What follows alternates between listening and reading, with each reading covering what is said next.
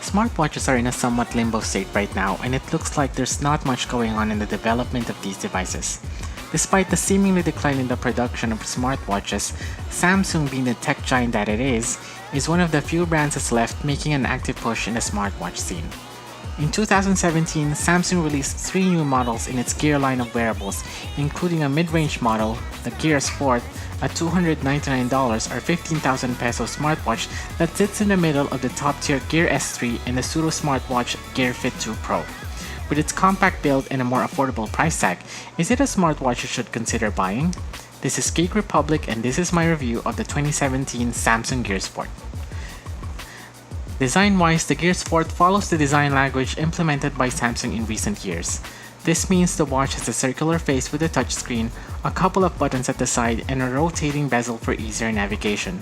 The watch case is well built, using a combination of high-quality plastic and metal, while the band is made from rubber, though you have the option to use third-party straps, as the Gear Sport is compatible with standard 20mm watch bands.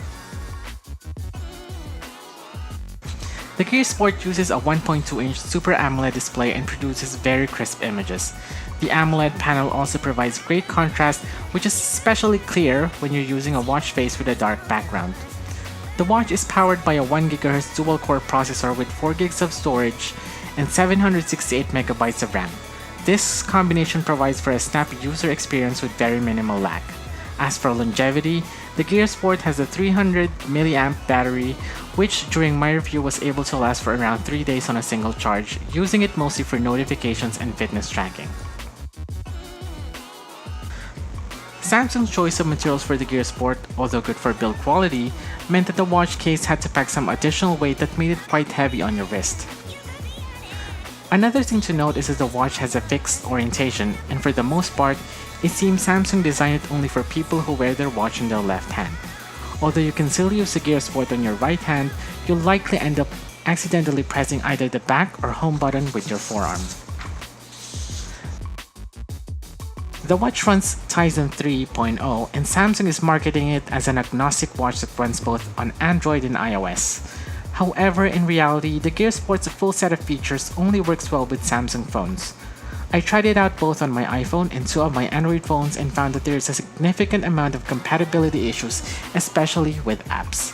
If you're pairing the Gear Sport to a non-Samsung phone, you'll be limited to merely clearing notifications coming in your phone. On the plus side, I did discover that the watch can give actionable notifications if you're using Google stock apps. As the watch's name implies, it's ideally meant for those with an active lifestyle. It has special features in its software for exercising and reminding you to move and stay active.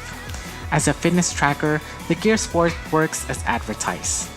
During my test, it was able to get similar figures for heart rate and steps with my Apple Watch. The Gear Sport also comes with IP68 rating, so Samsung says you can definitely use it for swimming. On a positive note, its rotating bezel makes it easy for anyone to navigate the UI, even with wet fingers. With all things said, the Gear Sport is a very attractive smartwatch/fitness tracker with a great display, great battery life, and excellent UI. If you're looking for a fitness tracker that will help you stay fit this year, this device is certainly a good option, especially if you already own a Samsung phone.